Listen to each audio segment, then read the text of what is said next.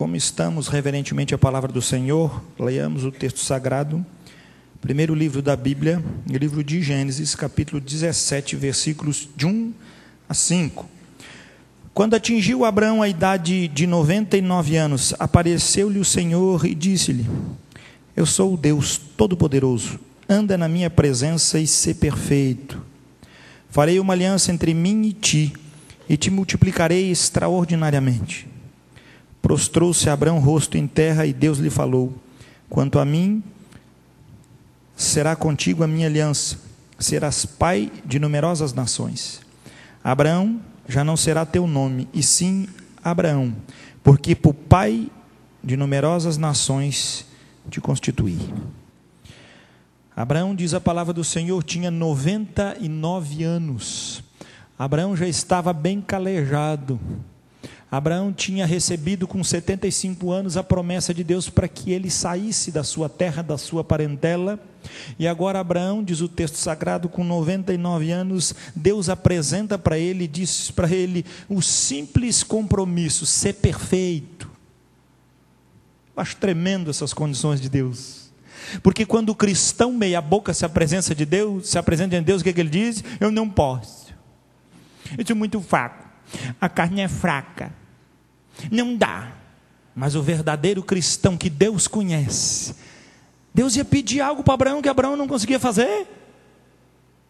Abraão, anda na minha presença e seja perfeito. Abraão era melhor que nós? Abraão era mais espiritual? Abraão devia ser o cara, né? Porque Deus só pediu isso para ele. Amado, a nossa consciência de identificação de reino de Deus é que nos coloca às vezes na insignificância de um reino. A nossa consciência de não sabermos o tamanho do Deus a quem nós servimos é que traz para nós uma maneira cristã aloprada de ser. Por que aloprada? Porque nós fazemos aquilo de acordo com a nossa própria vil escolha. Abraão disse: Senhor, se o Senhor me der força, eu consigo. Abraão trouxe algum argumento diante do Senhor, irmãos? Abraão reclamou? Mas o propósito de Deus para ele estava identificado, porque o propósito de Deus é sempre elevado. Você não agrada a Deus com condições de triunfos carnais durante as suas vitorinhas. Você tem um triunfo diante de Deus com aquilo que Deus traz para nós em Cristo Jesus. E era isso que ele estava trazendo ao coração de Abraão. E daqui a pouco, Abraão recebe de Deus a promessa que ele seria o pai de numerosas nações. O que ele tem na sua mão? O seu filho Isaque, o filho da promessa. Deus prometeu: agora está aqui meu filho. Abraão, que até agora não tinha filho nenhum. Ou melhor, tinha Ismael. Agora ele começa a ter o filho de sua eterna possessão. Por causa de Isaque, seria chamada e abençoada toda a descendência. Veja bem, Abraão foi um grande homem, mas toda a sua grandeza tinha se acabado se não tivesse ele um filho chamado Isaque. Por quê? Porque toda a sua fé, toda a sua busca, todo o seu desejo de Deus, ele não tem função absolutamente nenhuma se a sua vida não marcar a história nessa terra. Se Abraão cresce em Deus, irmãos, se Abraão fosse espiritual, mas se Abraão não tivesse Isaque, do que adiantaria a vida de Abraão para mim e para você hoje? Do que adiantaria? Nada. Nada. Por isso, a vida de Abraão, quando colocada e exposta diante de Deus, Deus requer dele um padrão muito exaltado. Porque o nome Abraão significa pai exaltado, mas Abraão é pai de multidões. Por que Deus então troca o nome dele de exaltado para pai de multidões? Porque na promessa está dizendo: anda na minha presença e seja perfeito. A gente quer andar na presença de Deus invocando sempre a misericórdia dele, ou a compaixão. Deus tem misericórdia. É claro, é nosso direito pedir isso. Claro que não. Nós devemos. Mas espera aí, mano. Nosso chamado diante de Deus é para sermos perfeitos. Não é isso que 1 Pedro, o apóstolo, fala? Sede santos porque eu sou santo. Não disse o Senhor quando apresentou? Pedro foi lá e escreveu isso? Nada, ele está citando aquilo que Deus diz para o povo. Se santifique, se apresente se apresente diante de mim. Porque assim como eu sou santo, todo o povo assim o será santo. É o povo que santo era. Por isso Deus se apresentava no meio do povo. Era Abraão que começou a andar de forma perfeita diante de Deus. Por isso Deus se chegou até Abraão para fazer promessas. A condução, irmãos, é tamanho do Deus que se revela em nós. Essa é a nossa condição. Nós temos um grande Deus. Sim, meu filho, tu vai morrer e daqui 50 anos ninguém sabe quem tu é e não marcou, não fez diferença nenhuma. Mas quando esse Deus grande age na sua vida, você vai morrer como qualquer um de nós, e o pastor Silas também. Mas a história marcada pela obra de Cristo na nossa vida, ela bate e continua ressaltando justiça. Senão Jesus não faria sobre esta geração. Nesses dias cairá o sangue do justo Abel até o de Zacarias, que foi morto entre o altar. Por que ele não disse? Não, aqui acabou. Não, por que o Abel entrou no pacote? Porque o sangue do justo Abel ainda clama hoje. Por quê? Porque o sangue de um justo, a morte não pode eliminar. A vida destruída de um corpo enfraquecido não pode calar a vida justificada de Deus na nossa vida. Por isso a promessa de Deus para Abraão: Abraão, anda na minha presença e seja perfeito. Seja perfeito. Gênesis capítulo 21. Abraão começou a colher grandes coisas.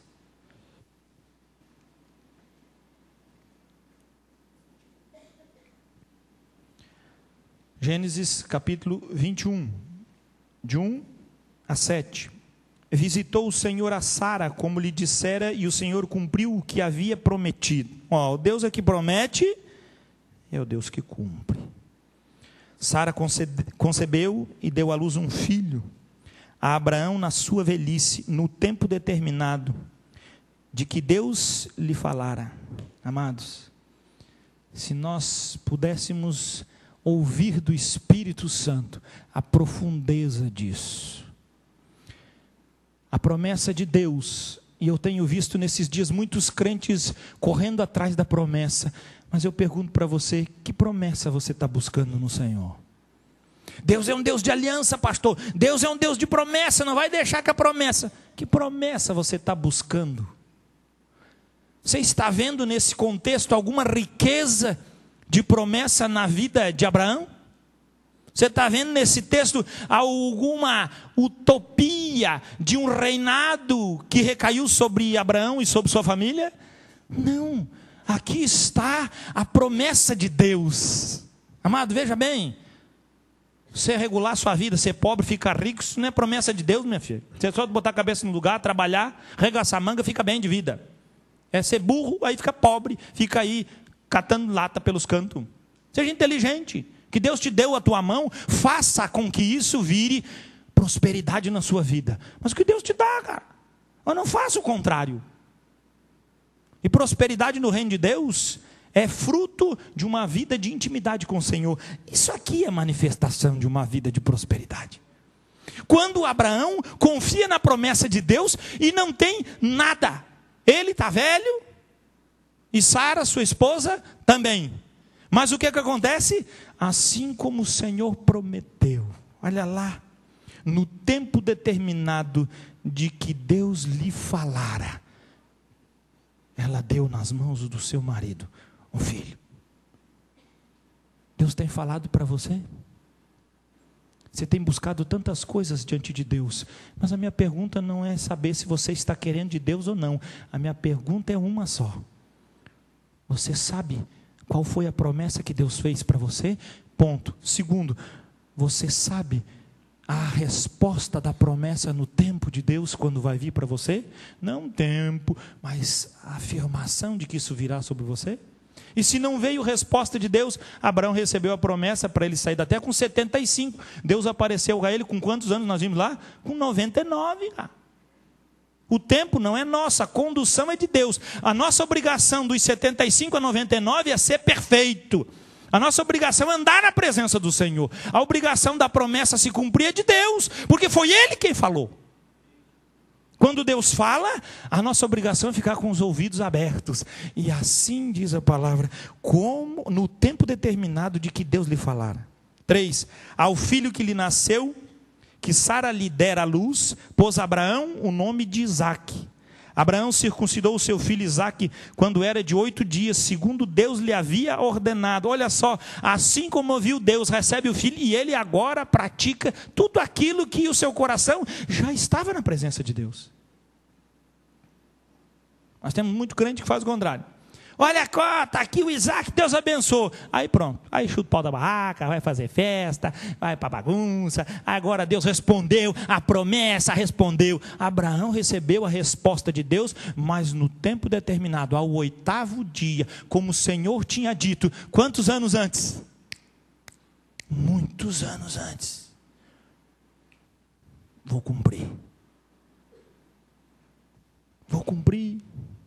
Tem crente que fica faceiro, porque fica dando pulo que nem cabrito, mas não sabe que o Natal chega e ele vai para a panela. Não sabe qual é a direção.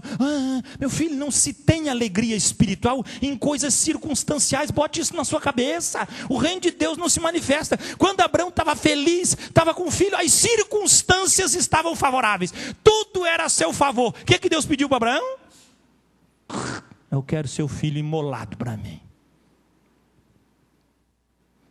Meu querido, quando as coisas estão tudo tranquila, quando as coisas estão 10, Deus apresenta para nós o reino dele. Gênesis 22, versículo 1. Depois dessas coisas, pôs Deus Abraão à prova, ele disse: Abraão, este lhe respondeu: eis-me aqui.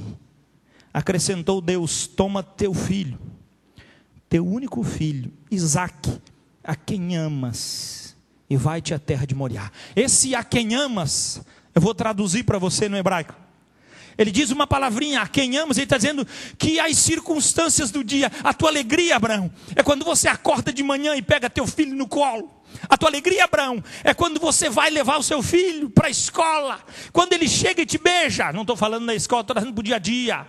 A tua alegria, Abraão, é quando você vê seu filho que já está grande, com 17 anos, não tem doença porque eu abençoei, ele nunca passou por cirurgia, ele nunca fez nada, ele é um rapagão bonito, e você olha para ele e diz: as promessas de Deus estão na minha vida, eita glória! E o filho cada vez mais viçoso. É esse termo que está aqui dizendo. Abraão via o seu filho no cotidiano, mas Deus não queria que o filho da promessa fosse um filho do dia a dia. Ele queria que o filho da promessa fosse a prefiguração de um filho que morreria sim, mas que a eternidade não apagaria a glória do seu nome. Ele não deixaria isso. E Abraão estava no coração, por isso diz a palavra, o Senhor colocou Abraão à prova. Abraão, as circunstâncias são favoráveis, tudo na vida de Abraão era bonito, a mulher, tudo joinha, tudo certinho. Agora Agar não estava mais torrando a paciência, tinha ido embora com Ismael, agora estava a família perfeita, comidinha na mesa, mamãezinha, filhinho, e estava ali, tudo bonitinho. Aquela casa que você imagina, o cotidiano, Deus realmente nos abençoou. Aí aparece Deus e diz o que para ele? Abraão,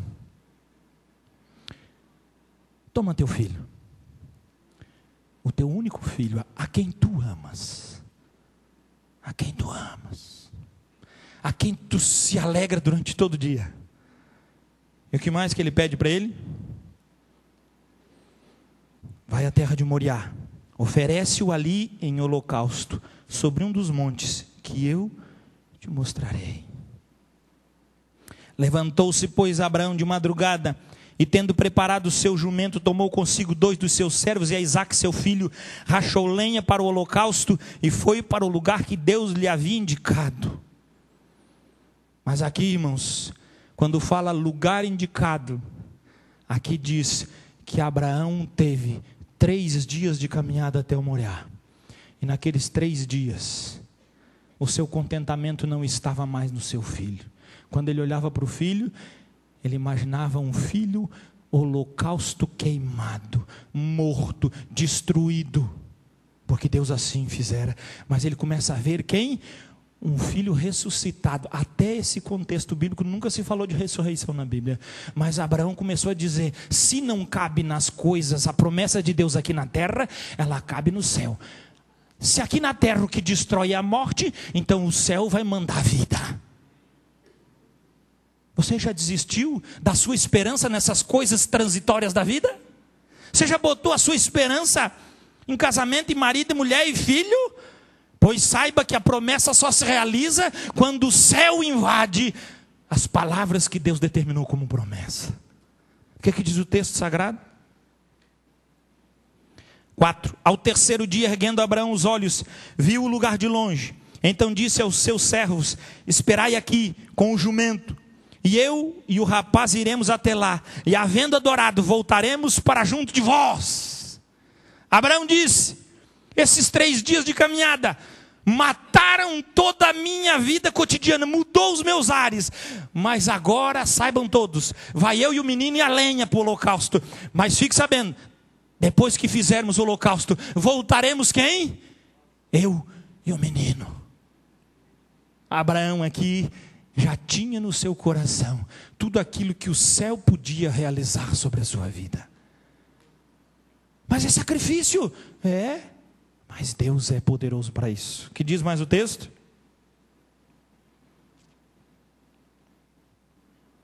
Seis. Tomou Abraão a lenha do holocausto e a colocou sobre Isaque, seu filho, e ele, porém, levava nas mãos o fogo e o cutelo, a faca. Assim caminhavam ambos juntos. Quando Isaque disse a Abraão, seu pai: meu pai. Respondeu Abraão: eis-me aqui, meu filho. Perguntou-lhe Isaque: eis o fogo e a lenha, mas onde está o cordeiro para o holocausto? Ah, Isaque era um rapagão, 17 anos, meninão. Seu pai, nós estamos indo na boa aqui, mas eu estou vendo a lenha, está nas minhas paletas, o cutelo e o fogo está aí na sua mão, e o sacrifício? Você acha que esse menino viu alguma coisa? Olha a resposta do seu pai. Respondeu Abraão: Deus proverá para si, meu filho, o cordeiro para o holocausto. E seguiam ambos juntos. Chegaram ao lugar que Deus lhe havia designado. Ali edificou Abraão um altar, sobre ele dispôs a lenha, amarrou Isaque seu filho e o deitou no altar em cima da lenha. Aquela resposta do pai para o filho trouxe o que para o seu coração? Obediência. Aquele menino de 17 anos, morro abaixo, duvido que Abraão pegava ele, cara. Abraão ganhou o menino com 100, Abraão com 117, devia estar, né, disputando a Olimpíada de Londres. Abraão está 100% nos 1.500 metros. Abraão, estava mais juntando graveto do que jogando pedra em árvore. Esse menino se submete ao seu pai. Por quê? Porque o pai chama, nós vamos ver já, que a promessa recaiu sobre Abraão e sobre Isaque.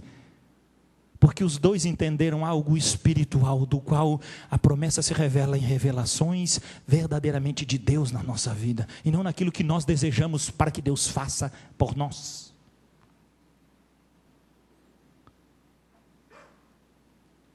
Abraão edificou sobre um altar, dispôs a lenha, amarrou. Você sabe o Senhor que você serve?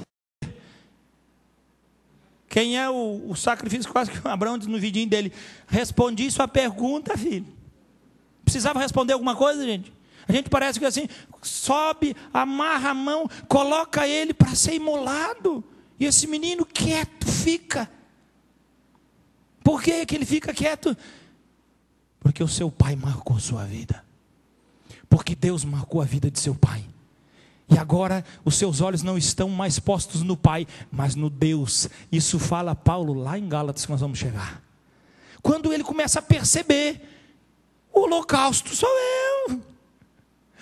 Mas Isaac então agora faz uma ligação com a resposta do pai, dizendo: Deus providenciará para si o sacrifício. Não me pergunte, que a Bíblia não diz nada sobre se Isaac estava orando, se estava pedindo, se estava dizendo: Senhor, manda de uma vez, que se não tiver mais nem um bichinho, sou eu o bichão. Quem que estava passando na cabeça desse menino? Mas em obediência, o que ele fez? Se sujeita a tudo. Quem é que em obediência se sujeita dessa forma, irmãos, nas Escrituras?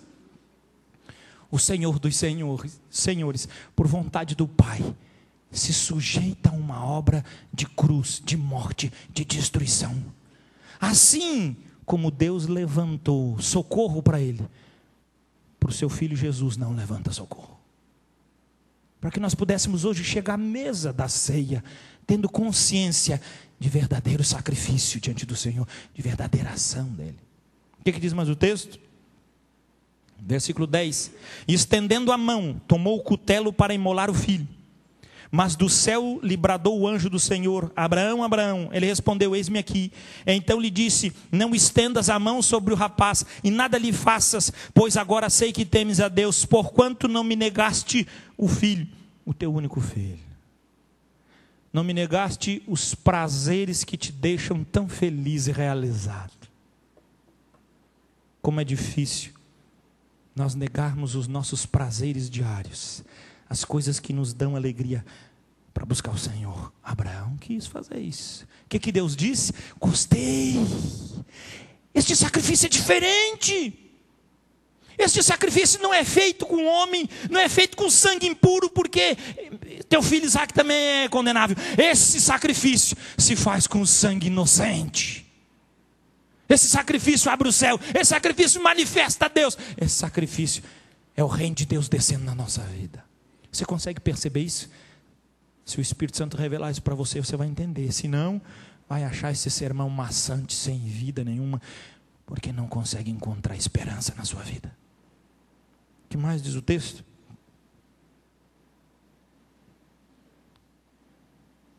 Versículo 13: Tendo Abraão erguido os olhos, viu atrás de si um carneiro preso pelos chifres entre os arbustos. Tomou Abraão o carneiro e o ofereceu em holocausto em lugar de seu filho. E pôs Abraão por nome àquele lugar: o Senhor proverá. Daí diz esse até o dia de hoje: no monte do Senhor se proverá. Então do céu bradou pela segunda vez o anjo do Senhor a Abraão e disse: jurei por mim mesmo, diz o Senhor, porquanto fizeste isto e não me negaste o teu único filho, que deveras te abençoarei, e certamente multiplicarei a tua descendência como as estrelas dos céus, e como a areia da praia do mar. A tua descendência possuirá a cidade dos teus inimigos, nela serão benditas todas as nações da terra, porquanto obedeceste a minha voz. Então voltou Abraão aos seus servos, e juntos foram para Betesda, onde fixou ali residência. Essa é a terra que Deus deu. Preciso mais perambular. Deus prometeu, foi para Betesda, e ali ele fez o quê? Eu vou morar aqui. Aqui eu vou ficar. Aqui eu encontrei sossego. Aqui eu consigo entender o que Deus quer para a minha vida. Aqui eu estou no lugar de sossego. Gálatas 4.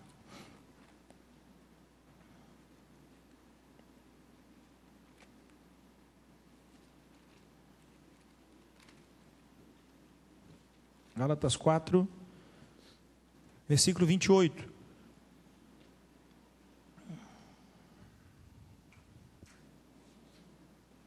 Diz o texto sagrado assim, Gálatas capítulo 4, versículo 28. Vós, porém, irmãos, sois filhos da promessa, como Isaque. Como, porém, outrora, o que nascera segundo a carne, perseguia o que nasceu segundo o Espírito. Era o irmão Ismael que maltratava Isaque. Assim também agora, contudo que diz a Escritura: lança fora a escrava e seu filho, porque de modo algum o filho da escrava será herdeiro com o filho da livre.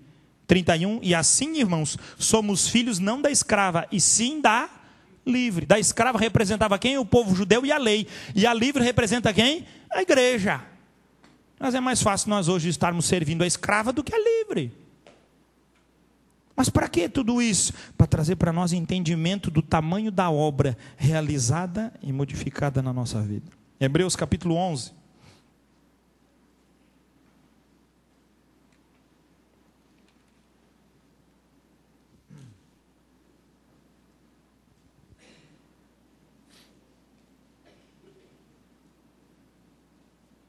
Hebreus 11,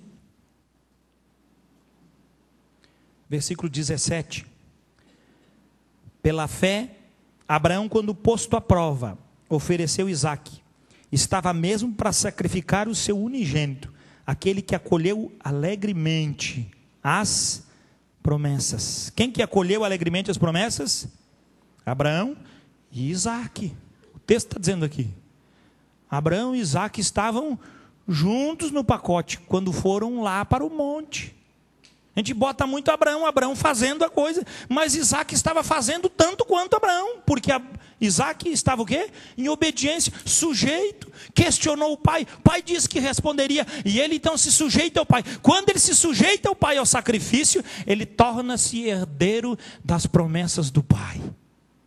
Isso significa o que para nós? Mesma coisa. Quando nós cremos em Cristo não acontece nada, mas quando nós cremos em Cristo e nos identificamos com Cristo, então a obra de Cristo recai sobre nós. E agora as promessas que são de Cristo pertencem a quem? A sua igreja, a mim e a você. Sem Cristo, perdemos tudo. Com Cristo, obtivemos tudo que tem de eterno e de glorioso sobre nós. O que é que diz mais o texto? 18. A quem se tinha dito, em Isaque será chamada a tua descendência. Por quê? Que a promessa dizia que em Isaque seria chamada a descendência do Senhor. Por isso ele precisou estar no monte e ver o poder da ressurreição. Versículo 19. Porque considerou que Deus era poderoso até para ressuscitá-lo dentre os mortos, de onde também figuradamente o recobrou. Pela fé, igualmente Isaque abençoou a Jacó e a Esaú, acerca das coisas que estavam para... Olha só, agora Isaque abençoa Jacó, mediante o quê? A bênção que havia recebido? Não, mediante a bênção da revelação que havia recebido. Mudou de figura? Completamente. As atitudes de Isaque não são mais as mesmas. O seu compromisso, se nós olharmos a história de Isaque, é pequenininha. Mas se nós pararmos para ver a manifestação da vida de Isaque na vida do seu filho Jacó, todo errado, quebrado, mas ninguém tira de Jacó a presença do Deus que estava pairando e sempre esteve manifestado em seu pai Isaque. 21. Pela fé, Jacó, quando estava para morrer, abençoou cada um dos filhos de José e, apoiado sobre a extremidade do seu bordão, adorou. E seu filho José, pela fé José, próximo do seu fim, fez menção do êxodo dos filhos de Israel, bem como deu ordens quanto aos seus próprios ossos. Você já imaginou? Ali começa. Isaque pronuncia bênçãos futuras da presença de Deus, revelando sobre seu filho Jacó. Jacó abençoa seu filho José. José abençoa, diz: olha rapaz, o povo vai ser escravo aqui, mas quando o povo ser escravo, vai vir Deus, vai libertar. Saibam, eu estou morrendo hoje, meus ossos vão ficar aqui. Vocês guardem num lugarzinho legal, porque quando vocês saírem dessa terra, não se esqueçam, meus ossos não pertencem ao Egito. Eu quero repousar com os meus ossos na terra da promessa, porque Deus disse que aquela terra seria minha. José entendeu isso e determinou no tempo onde o povo estava bem, onde tudo funcionava bem, e todo o Egito conhecia o poder e a autoridade de José. Quem é que consegue ver isso? Quem herda, quem tem, quem consegue ver as promessas do Senhor. Por quê? Porque senão, amados, nós fugimos do foco da verdade e perdemos a glória da revelação de Deus. Efésios capítulo 2, versículo 13. Mas agora, Efésios 2, 13. Mas agora em Cristo Jesus, vós que antes estáveis longe, fostes aproximados pelo sangue de Cristo. Porque ele é a nossa paz, o qual de ambos fez um, e tendo derribado a parede da separação que estava no meio, a inimizade. Aboliu na sua carne a lei dos mandamentos na forma de ordenanças, para que dos dois criasse em si mesmo um novo homem, fazendo a paz. E reconciliasse ambos em um só corpo com Deus, por intermédio de quem? Da cruz, destruindo por ela a inimizade. E vindo, evangelizou paz a vós outros, que estáveis longe, e paz também aos que estavam perto, falando de nós, os gentios, e do povo de Israel, os que estavam perto. 18. Porque por ele, ambos temos acesso ao Pai em um Espírito. 19. Assim, já não sois estrangeiros e peregrinos, mas concidadãos dos santos, e sois da família de Deus, edificados sobre o fundamento dos apóstolos e profetas, sendo ele mesmo, Cristo Jesus, a pedra angular, no qual todo o edifício bem ajustado cresce para santuário dedicado a quem? O Senhor. Por isso, igreja, precisamos crescer para edificação, como um santuário dedicado ao Senhor. 22. No qual também vós, juntamente, olha só, a edificação não é individual, ela é junta. No qual também vós, juntamente, estáis sendo edificados para a habitação de Deus no Espírito. Quando nós celebramos a ceia do Senhor, nós manifestamos esta unidade. Mas não só na ceia, quando nos reunimos, quando oramos juntos, quando estamos como igreja, celebramos a manifestação e habitação do Senhor. Amados, está sendo cogitado isso no nosso Brasil, na última pesquisa do IBGE. Você pode entrar lá no site, você vai ver algo que nos Estados Unidos, há muito tempo atrás, estava sendo colocado. Não estou falando aqui que o avô, a avó, a bisa não pode cuidar do neto, mas estou dizendo que, segundo o nosso censo, agora o último, no Brasil, os avós estão agora criando os filhos, educando os filhos. Isso no Brasil é uma realidade. Você diz assim, tá, pastor, que bênção, né? Isso já aconteceu há 30 anos nos Estados Unidos. Nós somos o que aqui? A porcaria daquilo que não deu certo lá, cai aqui na nossa cabeça. E você sabe hoje o que está acontecendo nos Estados Unidos? Hoje, na pesquisa americana, a maior das criações dos filhos lá não são mais por avós. 30 anos depois, não cria mais. Agora, ou o vô, ou a avó, porque os avós já não moram mais junto. E muitos dos casos, não são poucos, 5%, não sei se tem vergonha, é porque a avó trocou o vô por outra vovozinha para morar junto com ela agora. E está aumentando lá os homens que cuidam dos netos, não as mulheres. Você já imaginou isso? E diz, pastor, isso é coisa de doido, né? Meu filho, dá 10 anos nós estamos no mesmo caminho. Nós estamos entrando em tempos difíceis. Nós estamos entrando em tempos terríveis. Graças a Deus que Deus nos deu os Estados Unidos para ser espelho. Mas se nós olharmos para a nossa sociedade, ela está igualzinha. Um dos presidentes de uma cadeia de fast food, não sei se você viu na televisão essa semana, foi lá numa entrevista e disse que ele era contra o casamento homossexual. O que fizeram? Barreiras, piquetes para ninguém comprar mais. Municípios, estados americanos dizendo que ele não pode mais abrir lanchonete nos estados. Eu estava vendo Cajanice essa semana, novela da Globo cheia de bichona. Agora aparece um menininho fazendo chamada da Malhação, que você não cuida dos seus filhos, não sabe o que ele está vendo dentro de casa. E numa das propagandas da Malhação está dizendo o quê?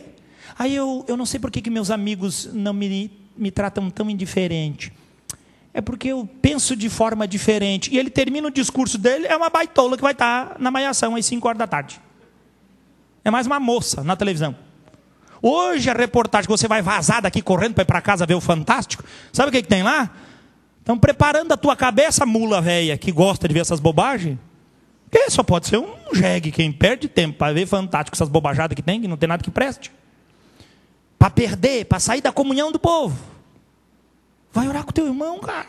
Vai investir na tua vida. Depois que tiver perdido o caldo, não venha dizer para mim que não tem mais jeito. Não tem mesmo. Está lá dizendo que as maiores afrontas dos homossexuais são a família e os amigos, que expulsam, que não aceitam essa condição.